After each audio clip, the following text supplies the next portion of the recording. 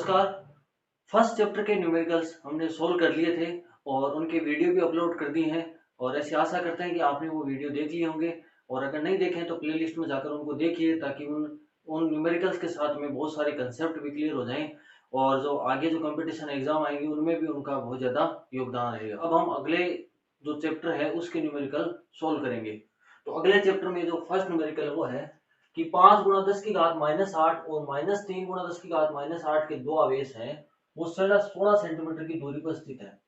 यानी कि एक बिंदु मान लीजिए ए है, दूसरा बिंदु मान लीजिए बी है और यहाँ पर आवेश है वो है 5 गुणा 10 की घात -8 कूलम और यहाँ पर है -3 गुणा 10 की घात -8 कूलम और यहाँ पर ये जो डिस्टेंस है वो कितनी है 16 सेंटीमीटर है।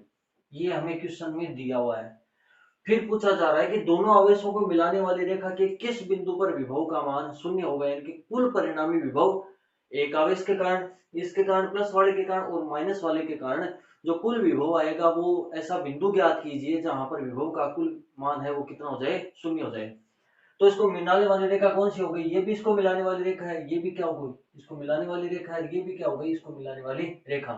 तो तीन कंडीशन कौन सी कि बिंदु P कहां पर हो, यहां पर स्थित हो, बिंदु P जहां पर विभव का मान क्या है शून्य, या कहां पर स्थित हो यहां पर स्थित हो, या कहां पर स्थित हो यहां पर। तो यहां पर आपको ध्यान रखना है कि नंबर 3 जो कंडीशन है वो कभी भी नहीं हो सकती।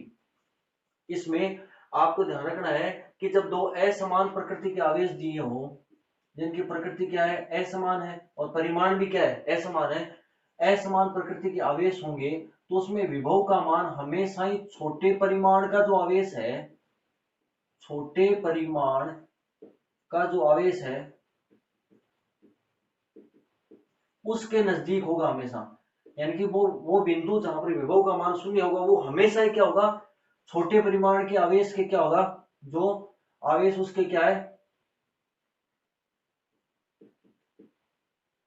नजदीक है, वहां पर क्या हो जाएगा विभव का मान क्या होगा शून्य होगा।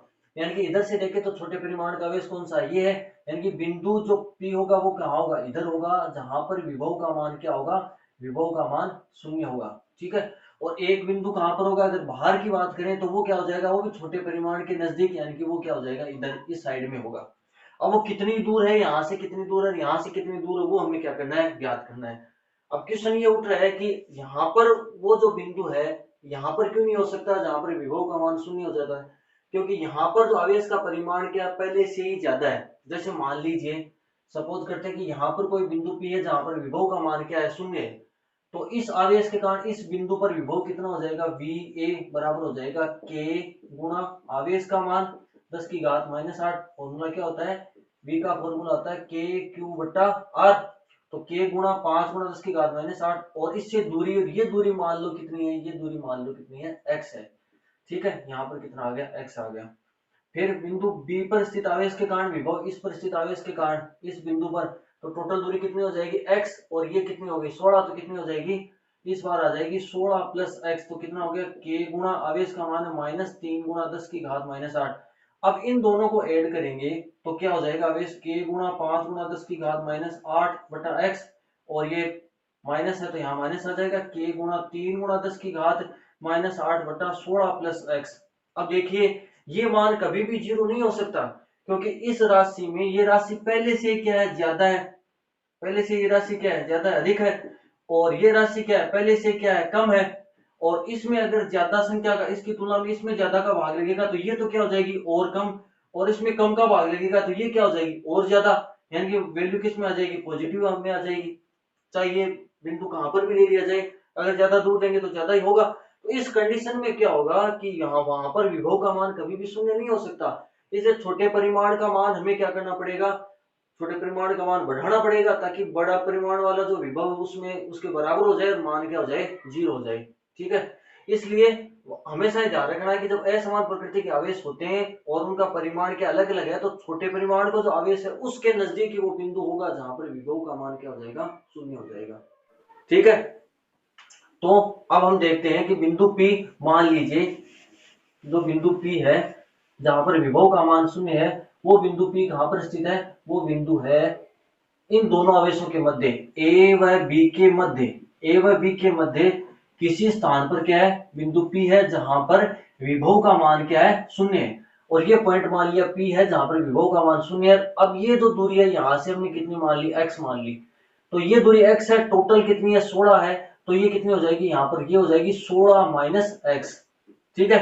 तो बिंदु P पर कुल विभव का मान ए पर स्थित आवेश के कारण, बी पर स्थित आवेश के कारण कुल विभव का मान क्या होना चाहिए, शून्य, क्योंकि यही हमें क्या करना है, ज्ञात करना है। तो ए पर स्थित आवेश का मान कितना हो जाएगा, k गुणा, और आवेश कितना, 5 गुणा 10 की घात माइनस 8, और उस आवेश से जिस बिंदु पर ज्ञात कर रहे हैं वो दूरी कितनी है, x। तो यहाँ पर कितना आ गया बट्टा x, प्लस वी का मान कितना हो जाएगा, k गुणा आवेश का मान माइनस 3 गुणा 10 की घात माइनस 8, और उस आवेश से उस बिंदु के मध्य की दूरी ये कितनी है, 16 माइनस x बराबर कितना होना चाहिए, 0।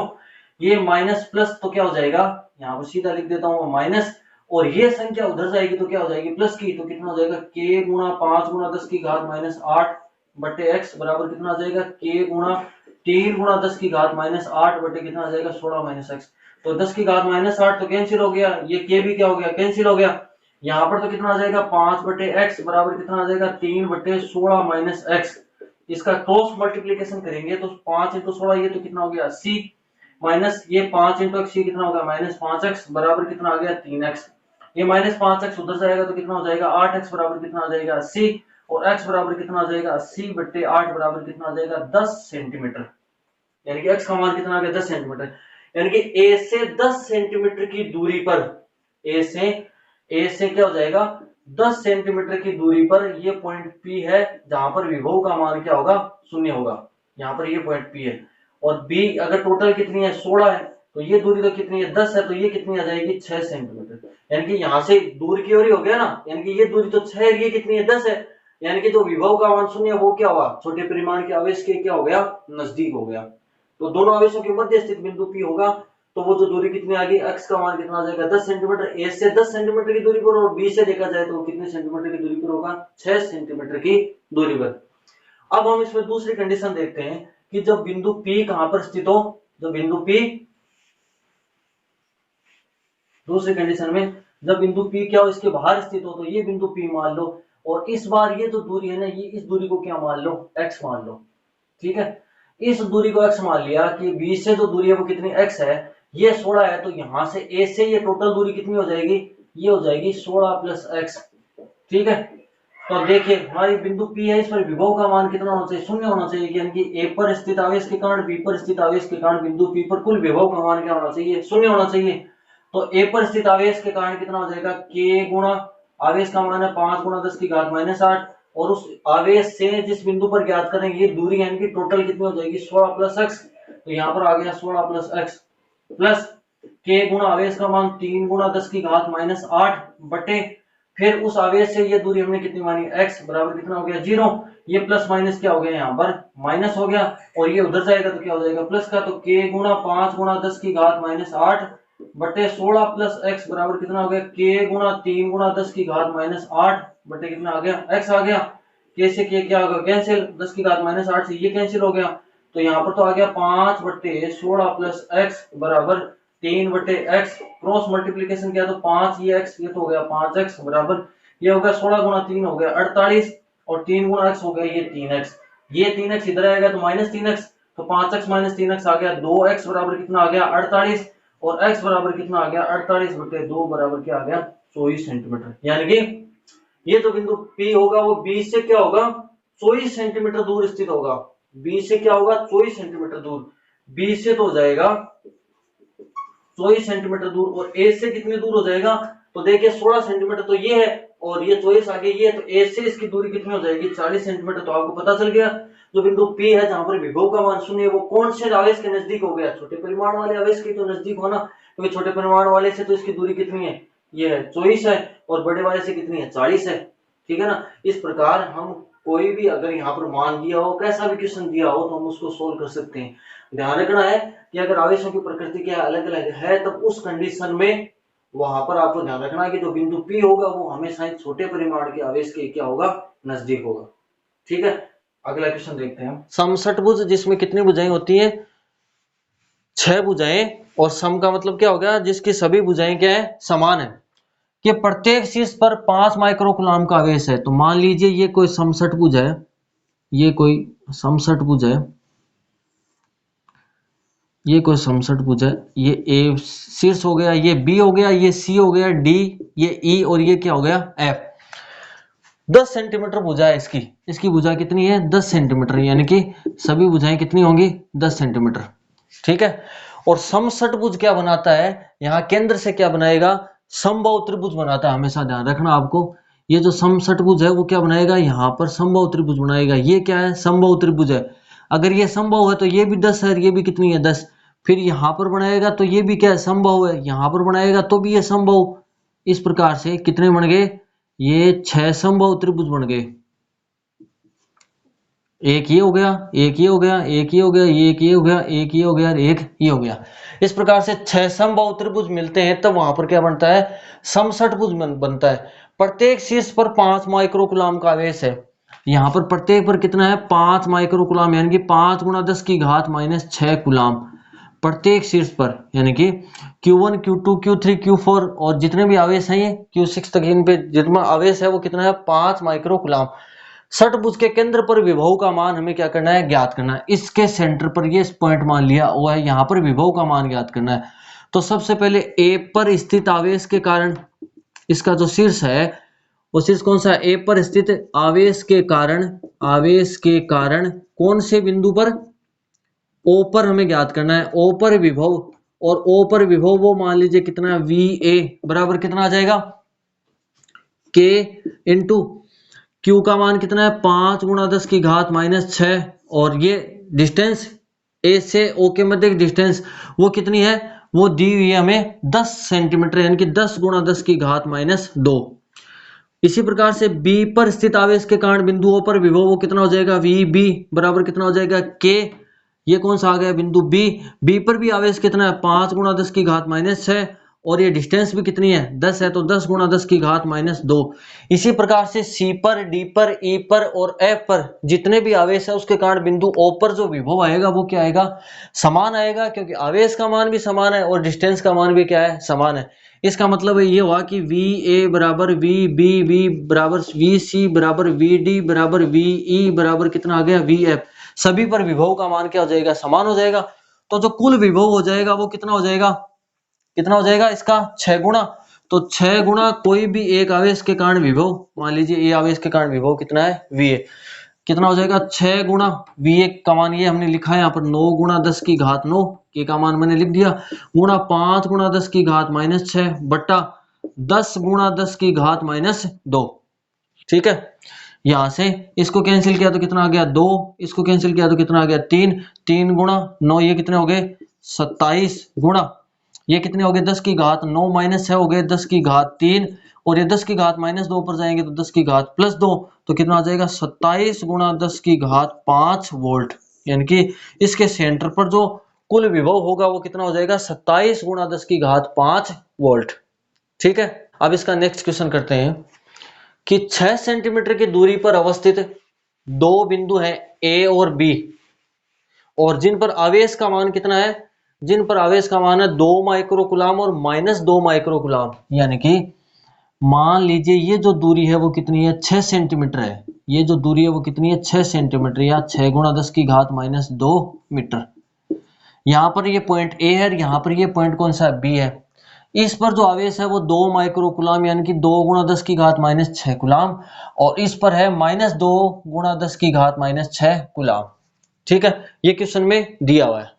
इसका फर्स्ट पार्ट ये है निकाय के समविभव पृष्ठ की पहचान कीजिए कि अगर ऐसे आवेश हो जिनका परिमाण समान और प्रकृति क्या हो भिन्न भिन्न हो तो इसके समविभव पृष्ठ की पहचान कीजिए। ठीक है।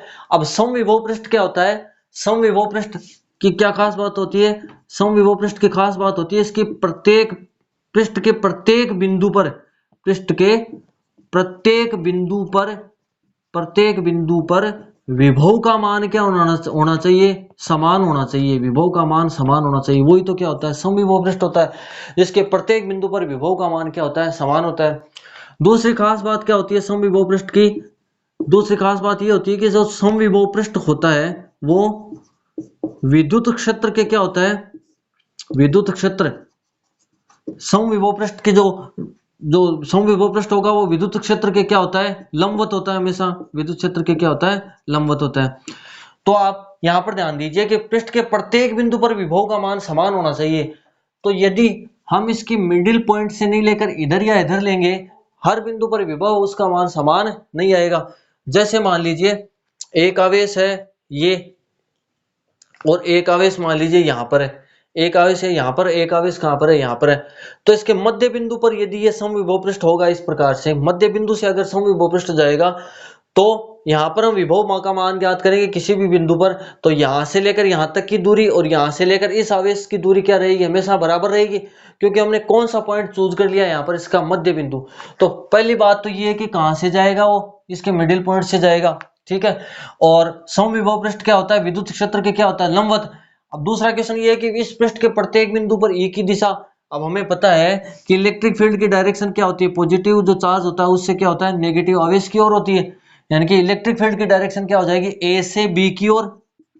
इलेक्ट्रिक फील्ड की डायरेक्शन क्या होती है, ए से बी की ओर। यानी कि इसमें जो पृष्ठ बनेगा वो इस प्रकार से बनेगा, इस प्रकार से ये कोई पृष्ठ बनेगा इस प्रकार से, और इसके इस प्रकार से ही है ये, समझ रहे हो। ये जो यहाँ पर एक आवेश यहाँ पर है, एक आवेश यहाँ पर है, और ये पृष्ठ कैसे बनेगा, ऐसे। और ये इसका क्या हो गया, मिडिल पॉइंट हो गया। इस कारण से अगर ये ऐसे बनेगा इसके मिडिल पे, तो यहाँ पर इस आवेश के कारण विभव किसी भी बिंदु पर ज्ञात करेंगे, या इस आवेश के कारण विभव किसी भी बिंदु पर ज्ञात करेंगे, तो वो दूरी क्या होगी, हमेशा ही क्या होगी, समान होगी। तो वो दूरी समान होने के कारण आवेश का मान तो समान है ही, कि V बराबर क्या होता है, के क्यू बटा आर। आवेश का मान कितना है, इसमें भी 2 है, इसमें भी कितना है, 2 है, और दूरी का मान भी क्या हो जाएगा, समान हो जाएगा। तो वहां पर विभव का मान क्या होगा, प्रत्येक बिंदु पर समान होगा। और विभवांतर अगर हम देखेंगे वहां पर V एक के कारण विभव और B के कारण विभव, वो विभवांतर का मान कितना होगा, 0 होगा, क्योंकि इन दोनों के कारण विभव का मान क्या आ रहा है, समान आ रहा है। और यहाँ पर एक प्लस और एक माइनस है, तो एक की प्रकृति प्लस होगी तो दूसरे की क्या होगी, माइनस होगी। तो विभवांतर का मान कितना होगा, 0 होगा, ठीक है। तो यहाँ पर इस कंडीशन में मिडिल से जाएगा तो वो क्या हो जाएगा, इसके इस कंडीशन में वहां पर विभवांतर का मान क्या होगा, 0 होगा। या प्रत्येक बिंदु पर, इस पृष्ठ के प्रत्येक बिंदु पर विभव का मान क्या होगा, समान होगा। तो यहाँ पर पहला प्रश्न है कि निकाय के समविभव पृष्ठ की पहचान। तो निकाय का जो समविभव पृष्ठ होगा इसके मध्य बिंदु से जाएगा, और इलेक्ट्रिक फील्ड के क्या होगा, वो लंबवत होगा, ठीक है। दूसरा प्रश्न, इस पृष्ठ के प्रत्येक बिंदु पर E की दिशा, यानी कि E की जो डायरेक्शन होगी वो क्या होगी, A से B की, और पॉजिटिव चार्ज से इस प्रकार से होगी, इसके अंदर से इस प्रकार से, ये मान लो इस प्रकार से, ये क्या होगी, E की डायरेक्शन होगी। ये इस प्रकार से समविभव पृष्ठ होगा, और इसमें E की डायरेक्शन क्या हो जाएगी, इस प्रकार से, ये क्या हो जाएगी, E की डायरेक्शन, ठीक है। अगला क्वेश्चन देखते हैं। 12 सेंटीमीटर त्रिज्या वाले एक गोलीय चालक के पृष्ठ पर ये इतना आवेश दिया हुआ है, यानी कि जो गोला है उसकी त्रिज्या कितनी है, उसकी त्रिज्या है 12 सेंटीमीटर, यानी कि R बराबर कितना दिया हुआ है, 12 गुणा 10 की घात माइनस 2 मीटर। उसके बाद में इस पर आवेश है, इस पर जो आवेश की मात्रा है वो समान रूप से वितरित है, वो है 1.6 गुणा 10 की घात माइनस 7 कूलाम।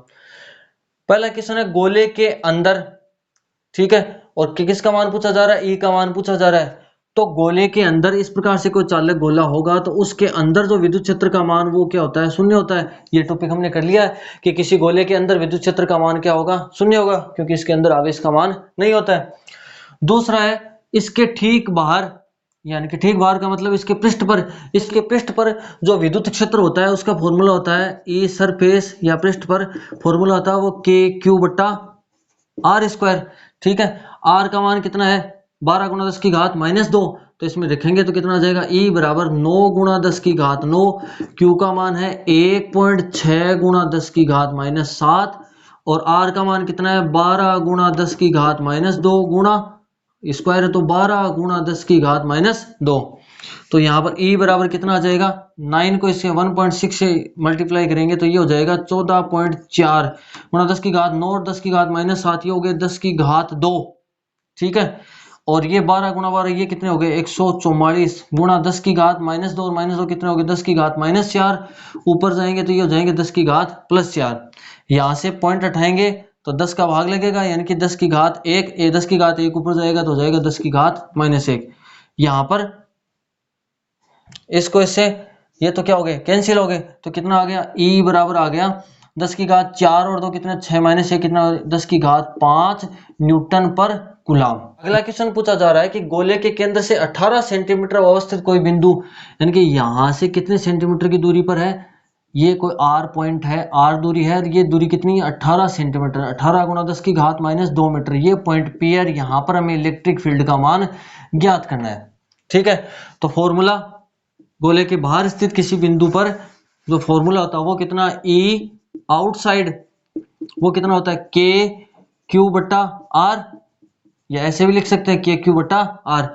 तो कितना हो जाएगा, E आउटसाइड बराबर कितना हो जाएगा 9 गुणा 10 की घात 9 गुणा आवेश का मान 1.6 गुणा 10 की घात माइनस 7 और आर का मान कितना 18 गुणा 10 की घात माइनस 2, स्क्वायर है, स्क्वायर होता है यहाँ पर, तो स्क्वायर है तो 18 गुणा 10 की घात माइनस 2 कितना हो जाएगा 18 गुणा 10 की घात माइनस 2, 2 बार लिखना पड़ेगा। ठीक है, वही तरीका 9 इंटू 1.6 ये कितना हो गया, E आउटसाइड कितना हो गया, ये हो गया 14.4 गुणा 10 की घात 9 और 10 की घात माइनस 2, ये हो गया 10 की घात प्लस 2। ठीक है, और ये कितने हो गए यहाँ पर, ये 18 गुणा 18। ठीक है, 10 की घात माइनस 4 ऊपर जाएगा तो क्या हो जाएगा 10 की घात प्लस 4, यहां से ये पॉइंट उठाएंगे तो यहां पर कितना आ जाएगा 10 आ जाएगा, और ये 10 ऊपर जाएगा तो कितना हो जाएगा 10 की घात माइनस 1। ठीक है, E आउटसाइड बराबर कितना हो जाएगा, यहां से इसको काटा तो ये तो कितनी बार कट गया 8 बार, 8 बटा 18 यानी कि कितना हो गया, यहां पर आ जाएगा 4, यहां पर कितना आ जाएगा 9, यानी कि 4 बटा 9 गुणा 4 बटा 9 गुणा कितना आ जाएगा 10 की घात 4 और 2 कितना होगा 6 माइनस 6 कितना हो गया 10 की घात 5 न्यूटन पर कूलाम। तो E का यहाँ पर मान कितना आ गया 4 बटा 9 गुणा 10 की घात 5 न्यूटन पर कूलाम। इसको भी सोल्व कर सकते हैं तो कितना आ जाएगा पॉइंट लगेगा, और 9 और 4 कितने हो गए 36, फिर 9 4 कितने हो गए 0.44 गुणा 10 की घात 5 न्यूटन पर कूलाम। ठीक है, ये आ गया इसके बाहर स्थित किसी बिंदु पर विद्युत क्षेत्र का मान। ठीक है, अगला क्वेश्चन देखते हैं कि एक समांतर पट्टी का संधारित्र है, यानी कि पैरेलल प्लेट कैपेसिटर या समांतर प्लेट संधारित्र है एक, जिसकी पट्टिकाओं के बीच में क्या है वायु है, कि धारिता कितनी दी हुई है, सी का मान दिया हुआ है 8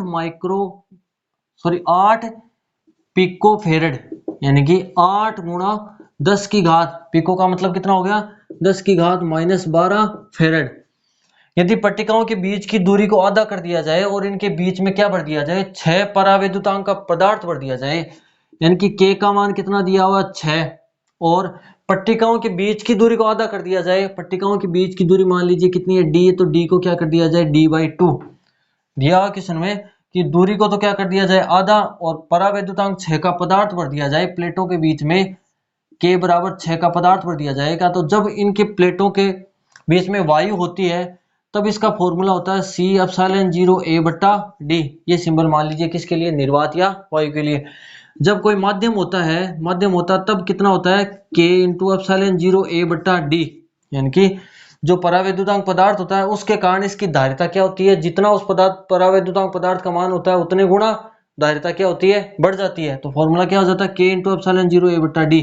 ये मान हमें दिया हुआ है, ये मान कितना दिया हुआ है 8 गुणा 10 की घात माइनस 12, ये मान पूछा जा रहा है। तो Cm बराबर K का मान कितना है 8 गुणा, K का मान दिया हुआ है, K का मान 6 गुणा, और फिर इसका मान कितना है, इसका मान है 8 गुणा 10 की घात माइनस 12।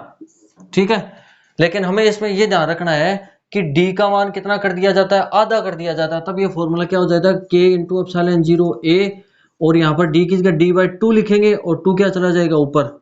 ठीक है, तो इसको किससे गुणा करना पड़ेगा 2 से गुणा करना पड़ेगा।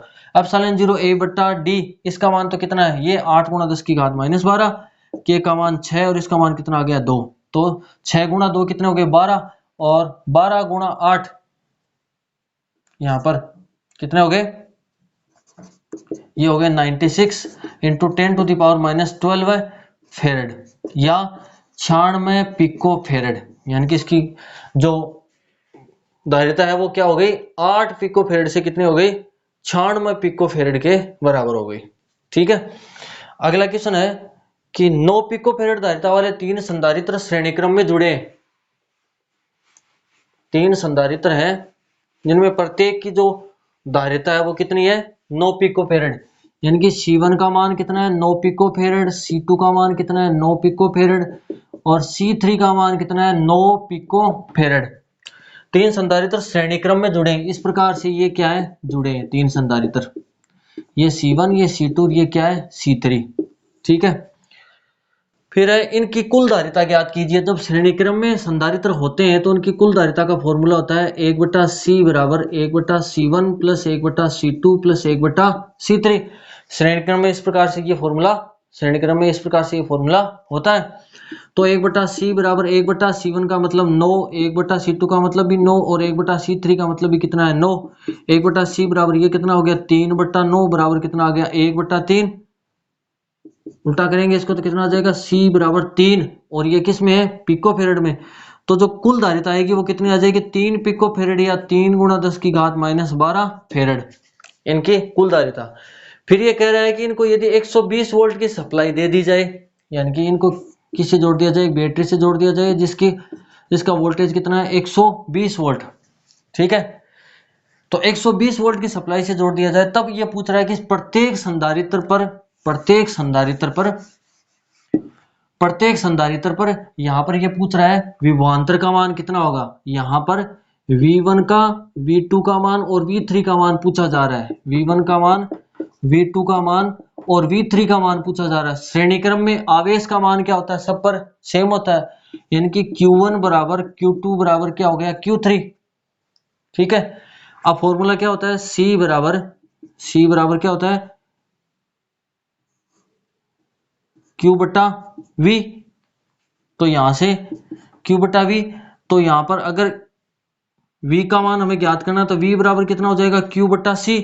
अब Q का मान भी सबके लिए क्या है, समान है, और C का मान भी सबके लिए समान है, तो इस वोल्टेज का मान भी क्या आएगा, सबके लिए समान ही आएगा। भाई Q का मान सबके लिए समान है, C का मान भी सबके लिए क्या है, समान है। C का मान 9 है सबके लिए, और Q का मान भी क्या आएगा, सबके लिए समान, क्योंकि श्रेणी क्रम में इसका आवेश का मान क्या होता है, समान होता है। तो यहाँ पर वोल्टेज का मान भी क्या आएगा, सब पर समान आएगा। अब वोल्टेज का मान सब पर समान कैसे आएगा, कि यहाँ पर 120 वोल्ट है, समान के लिए हम क्या कर देंगे, 3 संधारित्र 3 का भाग दे देंगे, तो कितना आ जाएगा, 40 यहाँ पर वोल्टेज आ जाएगा। यानी प्रत्येक संधारित्र पर V1 बराबर कितना आ जाएगा, 40, V2 बराबर कितना आ जाएगा, 40, और V3 बराबर कितना आ जाएगा, 40। इस प्रकार से हम ज्ञात कर सकते हैं। या फिर इसको क्या करें, फॉर्मूले की सहायता से भी ज्ञात कर सकते हैं, कि आप ये शॉर्ट में नहीं करना चाहें तो फॉर्मूले की सहायता से ज्ञात करेंगे। तो कुल विभव है वो कितना है, V1 plus V2 plus V3 बराबर कितना दिया हुआ है, 120 वोल्ट।